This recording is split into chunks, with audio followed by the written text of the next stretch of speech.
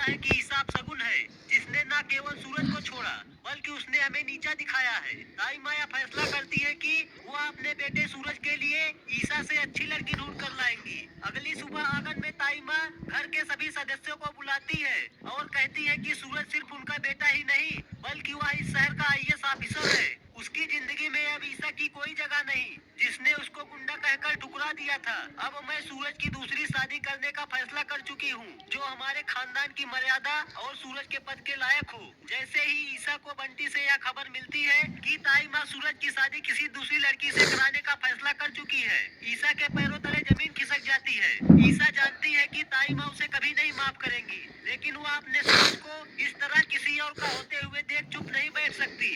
इधर ताई माँ ने दूसरी शादी की रस्में शुरू कर दी है। घर में मेहमान आने लगे। सूरज चुपचाप एक कोने में खड़ा है। उसकी आंखों में ईसा की यादें हैं, लेकिन वह ताई माँ के सम्मान के आगे अपने आप को बेबस महसूस कर रहा है। उसे वह समय याद आता है जब उसने ईसा के लिए आईएएस बनने की कसम खाई थी। ठीक उसी वक्त ईसा की वहाँ पर एंट्री होती है। ईसा अपनी छोटी मिसू का हाथ थामे हुए अंदर कदम रखती है। उसे वहाँ पर देखते ही पूरे घर में सन्नाटा छा जाता है। ताई माँ चिल्लाकर कहती है, तुम यहाँ किस हक से आई हो? जाओ यहाँ से। ईसा हिम्मत जुटाकर जवाब देती है, ताई माँ, मेरा सिंदूर और मेरा मंगलसूत्र आज भी सूरज के नाम का ही है। आप भले ही मुझे इस घर से निकाल देंगी, लेकिन एक पत्नी का हक आप मुझसे नहीं छीन सकती।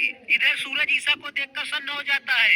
एक तरफ उसका पुराना प्यार है, जिसकी पायल की आवाज उसे हमेशा सही रास्ते पर लाती थी, और दूसरी तरफ उसकी ताई माँ का सम्मान है। मीसू दौड़कर सूरज के पास आती है और उसका हाथ पकड़कर कहती है, सूरज अंकल, क्या आप मेरी ईसू को घर से निकाल देंगे? मीसू की मासूमियत सूरज के पत्थर दिल को पिघला देती है। इधर ताई माँ अपनी बात पर अड़िग है। वह कहती है कि अगर यह औरत यहाँ रहेगी तो मैं यह घर छोड़कर चली जाऊंगी। तभी वहाँ पर आकाश भी पहुँच जाता है और वह ईसा पर अपना हक जमाने की कोशिश करता है, लेकिन ईसा उसे सबके सामने चेतावनी देती है कि उसकी शादी सिर्फ एक मजबूरी थी। वह हमेशा से ही सूरज की रही है। अब सूरज आगे बढ़कर ईसा का हाथ थाम लेता है। वह अपनी ताई माँ से कहता है, ताई माँ, मैं आईएएस अपनी मेहनत से बना हूँ, लेकिन उस मेहनत की प्रेरणा ईसा थी।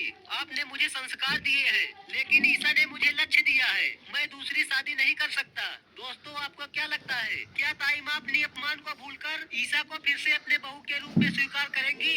अपनी राय कमेंट में जरूर बताएं। और अगर आपको यह अपडेट पसंद आया हो तो